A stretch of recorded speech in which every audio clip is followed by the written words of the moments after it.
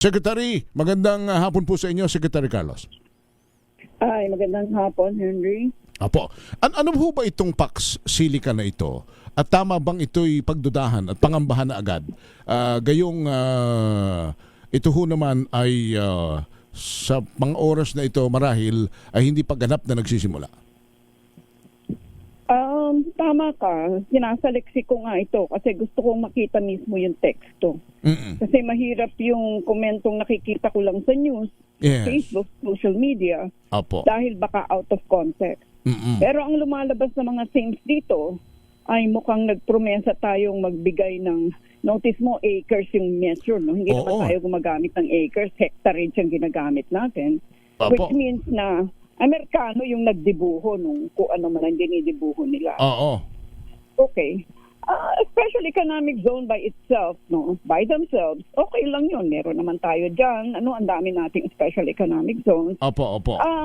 But ang nakakaduda doon, yung principle ng extraterritoriality.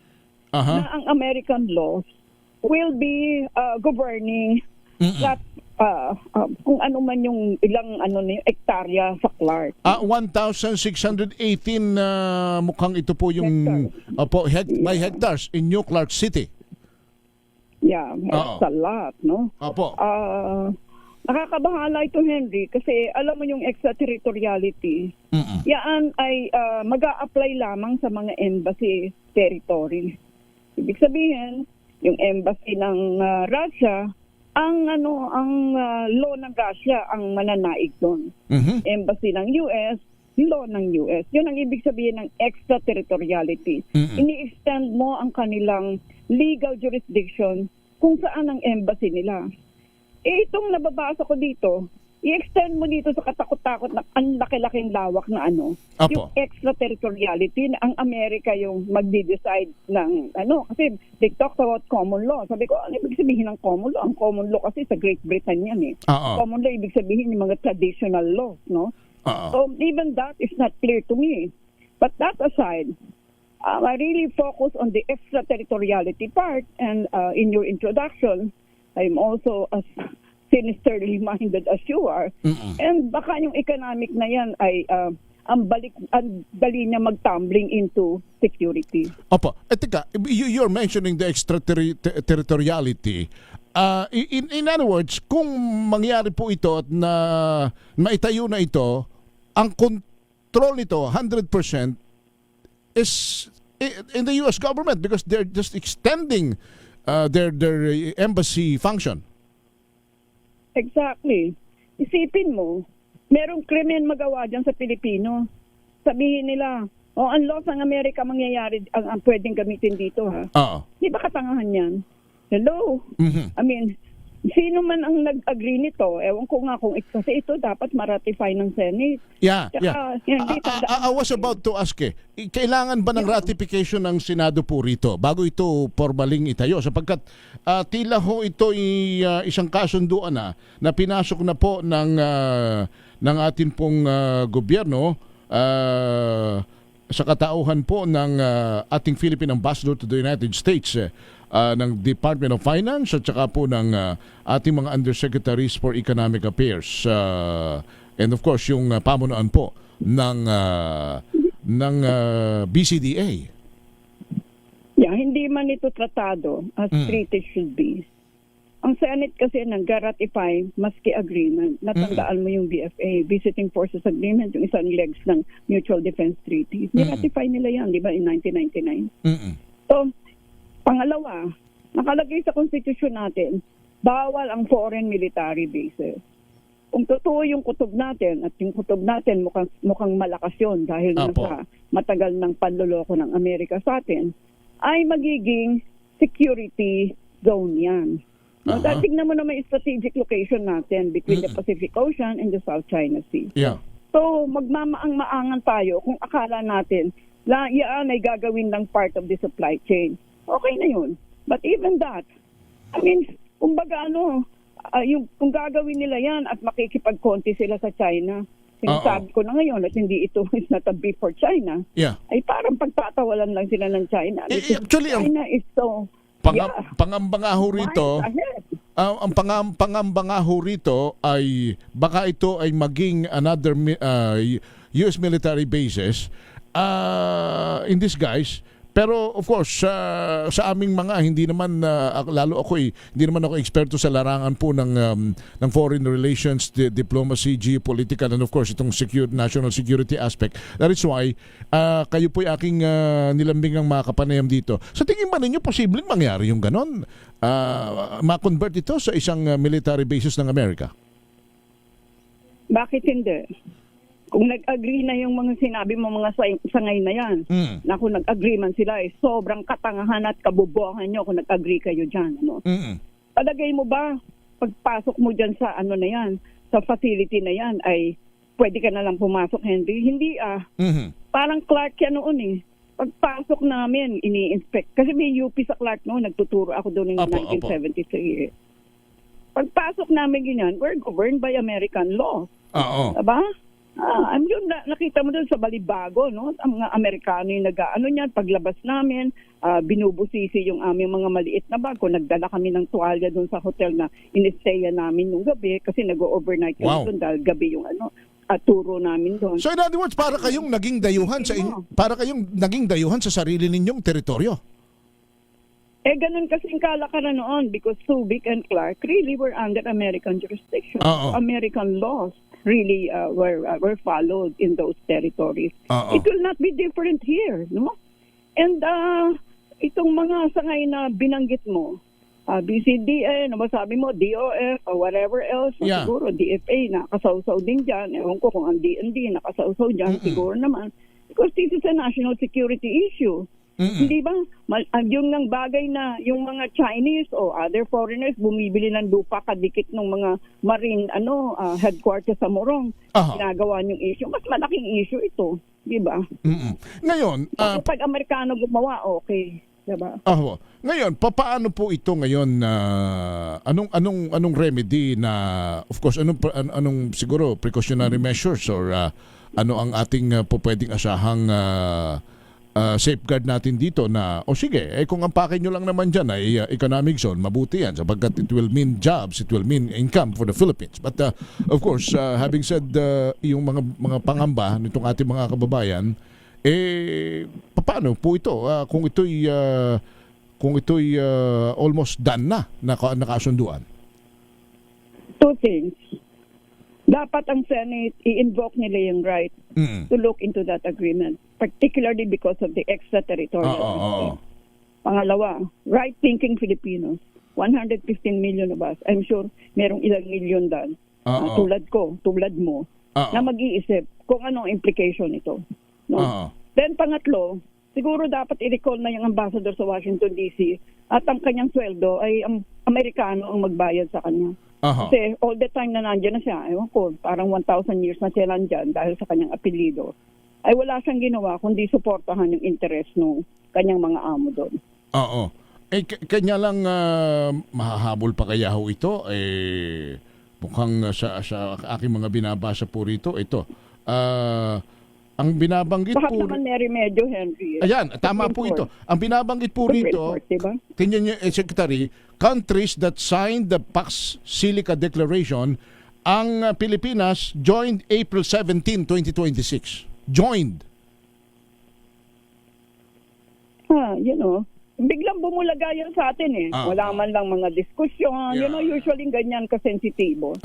At somehow, merong nakaamoy dyan isang journalist na will that be an investigative journalist, that this is coming about. That is the problem when you do things in secret. Then dictatorship pa tayo o democracy? Diba? So the Senate, the Congress as a whole, dapat umaksyon na po rito immediately and malaman natin kung ano ba talaga ito. Dapat. Pero yun nga, in terms of the mandate, the Senate dapat manguna dyan. Kasi sila yung nagra-ratify ng mga tratado, ng mga agreement, ng mga conventions. Lahat ng ganyan na merong kinalaman sa ibang bansa, ang Senado dapat ang mangunguna dyan. Alright. Dahil nga, ewan ko, hindi ko nakita mo yung text. Ako hindi ko makita nahanap ko kanina pang umaga dahil gusto ko ning malaman yung ano ba yung malalim na ibig sabihin nito kasi bumulaga na lang sa Kasi yung sa PAX, Facebook. yung PAX, Yeah. tinignan ko yung word na PAX ginamit ng US National Security ng State Department. PAX means peace. Tapos yung silica, it means parang composition of semiconductors, minerals, and other things related to electronics. Yeah. Electronics. Silica would be Yeah, minerals silicon. and like that. Yun naman pala yung, talaga yung contest ngayon. In fact, kagabi lang nanonood ako sa Arirang. Talagang sobrang lungkot ko, Henry, kasi ang South Korean government nagbigay ng 36 billion dollars, 36 billion sa kanilang mga young Koreans na startup na nag-i-integrate ng AI sa kanilang semiconductors. Opo. Isipin mo yan, ha? Yung Yeah. ang daming zero ng 36 billion. And many young South Koreans were interviewed there, and they were really making waves in terms of incorporating AI for better quality of life, no? Para dun sa semiconductors for better quality of life. Ang binigay na example, Henry, kung mabigay ko ng example, sa isang malaking building, let's say multi-story, yung AI na yun, Prof, pumasok siyang more efficient use. Prof, with you indulgence, can you hold the line? Meron lamang lang kaming mabilis lang pong plus report, Prof, ha? With your indulgence, please. Okay. Secretary, so yung binabanggit po natin, there's a lot of concern na dapat ma-address, Secretary.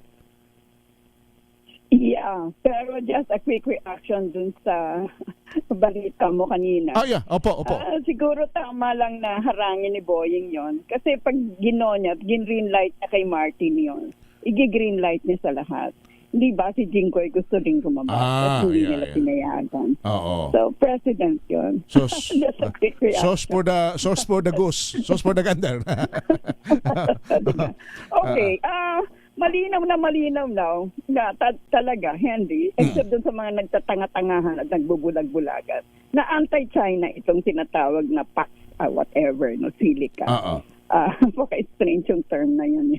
Siguro talagang humahanap sila ng itatago ng talagang kanilang motibo, kaya nga nagharap Ang miyembro na pala nito, Secretary, Greece, Australia, Japan, South Korea, United Kingdom, Singapore, Israel, Netherlands, Qatar, UAE, India, Sweden, and ang pinakahuling nag-join is Pilipinas, April 17. Yeah, okay lang yan. Pero tayo naman akala ko ba independent tayo or hawak tayo sa leeg ng Amerika? Kung independent ka, ay magbigay ka ng iyong pananaw sa sariling vision natin. At yung diniscuss na natin kanina, mukhang puro negative ang ating na-identify dyan. Di ba? Oo. And so tignan natin, lalo na't ang ganda ng nangyayari ngayon sa Philippine-China relations, merong palitan ng kuro-kuro ang DFA at ang kanilang counterpart sa China. At meron ding pag-uusap ang Philippine Coast Guard at Chinese Coast Guard. So merong tow out at saka nagbigay ng tulong ang China dun sa ating mga energy requirements through Garin. So mukhang nag-iiba na rin talaga yung tono ng ating foreign policy, and maganda yan. Ang isa pa siguro, if we can identify a plus dyan sa PAX Silica na yan, Henry, is 2 taon lang yan. So that means hindi siya sasampa dun sa bagong presidente na 2028. Po. Pero surprisingly, Canada, they invited Canada, pero hindi ho nag-signed. Hindi ho sumali. Tumaya. Anyway. Sila bati ni Trump kanya. Anyway, Secretary, salamat po na marami sa inyo. Let's more of it siguro pagka isang araw pag-usapan. Let's keep posted. Yeah. Abangan ang susunod. Sige. Inuulit ko, sana i-invoke ng Senate ang kanilang mandato, at pangalawa, sana many right-thinking Filipinos like you and me magtanong. Pero ito ba hindi salamin na our present government is shifting our foreign policy principles? Yung principle na friends to all, enemy to none, because we are now relying on we are asking the help of China for possible oil supply, and now we are soon to be hosted itong kuha na ito. itong pagsilikan na Well, ito? let's see. The balance See, is there. meron nga kaming let us see where this goes. Oo. Meron kaming sinusulat na aklat ngayon towards strategic autonomy. Oo. Kasi yun talaga ang gusto kong explore natin in all its dimensions. And that is the best part. Hindi tayo kikiling into with any major power, US, India, Russia, China. At atin lamang lilimin ang sariling interest natin. Mag-join tayo ng BRICS, Shanghai Cooperation Organization. Kasi dyan lalawak ang ating mga Opo. export ng aming mga produkto. Sige po. Diba? Yan ang ibig sabihin ng independent. Huwag na nating sabihin independent yun tapos hawak tayo sa liig ng Ng bansang isa. Amerika. Oo. Anyway, meron pa sana akong pagka isang araw na po ito yung nangyayari ngayon sa Iran. Gusto ko sana kayong makakwentuhan dito but pagka isang araw alam kong may panahon tayong mahihiling pa rin naman sa inyo hopefully. Sige, very involved yan. Yeah, Very involved. yeah. Sex, salamat ha for always picking up our call. Salamat na marami. Sige, good afternoon, Henry. Thank you. Si Professor Clarita Carlos, dating National Security Advisor. There you go.